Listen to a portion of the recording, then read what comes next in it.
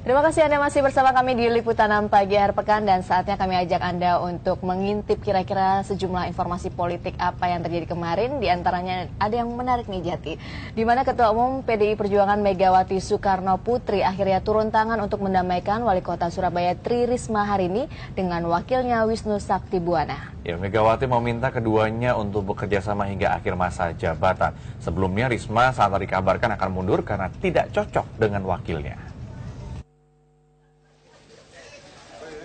Kedatangan Megawati Soekarno Putri di Surabaya kali ini berbeda.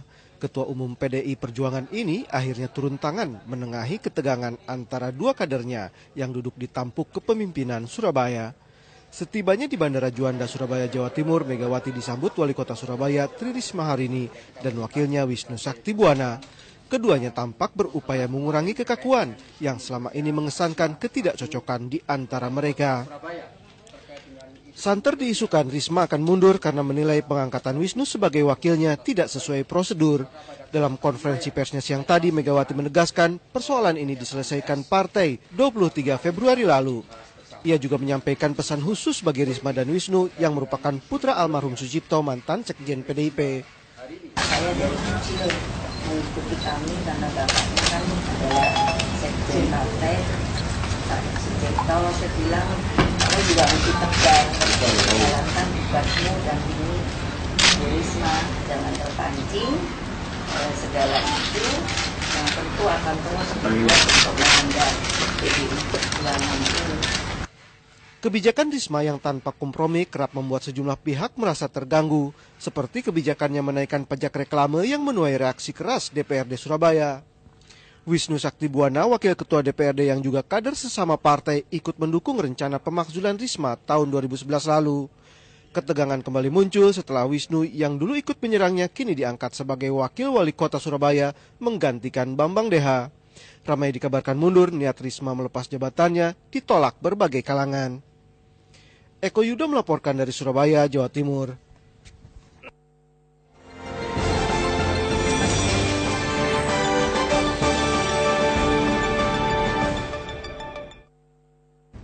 Ya, saudara, ini adalah segmen Indonesia Baru menjelang pemilu 2014. Ada informasi terkait dengan salah satu calon presiden kita ini yang meski belum tentu lolos dalam konvensi calon presiden Partai Demokrat, Gita Wirjawan membentuk posko pencapresan dirinya. Mantan Menteri Perdagangan itu berjanji jika lolos dan terpilih menjadi presiden, ia akan menambah personil Komisi Pemberantasan Korupsi atau KPK.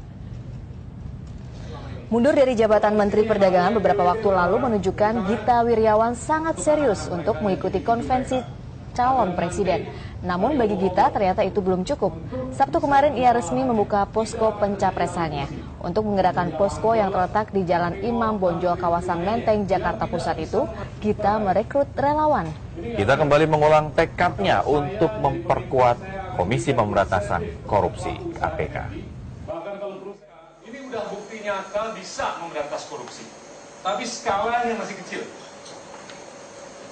Kalau saya jadi pemimpin, saya akan tingkatkan penggelontoran anggaran untuk supaya jumlah penyidiknya ini bisa meningkat. Penyidik di KPK sekarang cuma 100, sedangkan jumlah PNS di Indonesia 4,5 juta. Rasio penyidik terhadap PNS itu 1:45.000. Hong Kong yang berhasil memberantas korupsi, itu rasio penyidik terhadap PNS-nya 1:200. Kita 1:45.000. Sudah dicatat, Putri? Satu janji yang siapa tahu nanti jadi presiden harus ditagih. Iya, tapi memang betul kita harus tunggu kira-kira dari Partai Demokrat siapa nanti yang akan lolos menjadi capres ya. Betul sekali. Kita ke informasi lain, ini Panwaslu Jombang, Jawa Timur berencana merekrut tenaga relawan pelajar. Hal ini dikarenakan Panwaslu kekurangan tenaga sebanyak 4.500 orang pengawas pemilu. Ya, diharapkan pekan ini ribuan relawan dapat membantu berlangsungnya pesta demokrasi yang jujur dan adil. Guna mewujudkan pesta demokrasi pemilihan umum atau pemilu 2014 yang jujur dan adil, maka Panwaslu Kabupaten Jombang berencana akan merekrut 4.500 relawan pengawas pemilu. Meski para relawan pengawas pemilu tidak memperoleh bayaran, namun ternyata banyak pelajar yang berminat. Saya ingin pemilu di Indonesia berjalan dengan baik, jujur, dan adil. Target dari Panwas Kabupaten Jombang untuk perekrutan relawan Panwas Pemilu itu kurang lebih sekitar 4.500 personil relawan. Nantinya tugas dan kewajiban relawan pengawas adalah mengawasi dan melaporkan ke Panwaslu jika melihat adanya pelanggaran dalam pelaksanaan maupun tahapan pemilu. Bambang Ronggo melaporkan dari Jombang.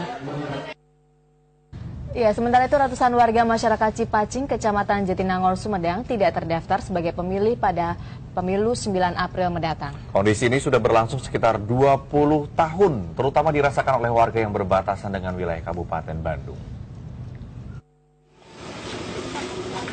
Lebih dari 300 warga masyarakat Cipacing, Jatinangor, Kabupaten Sumedang tidak terdaftar sebagai pemilih pada pemilu mendatang. Ironisnya kondisi ini sudah berlangsung selama 20 tahun terakhir. Warga mengaku sudah terbiasa tidak ikut pemilu karena tak pernah terdaftar sebagai pemilih dan tidak diberikan kartu DPT oleh pemerintah setempat.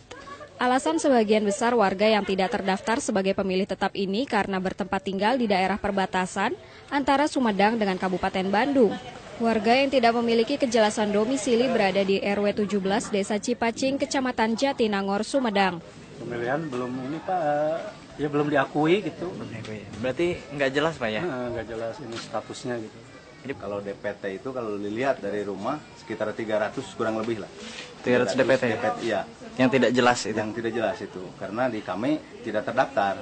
Hingga saat ini tidak ada kejelasan terkait status ratusan warga masyarakat yang sudah sejak lama ingin berpartisipasi dalam pemilu. Bobi Roska melaporkan dari Sumedang.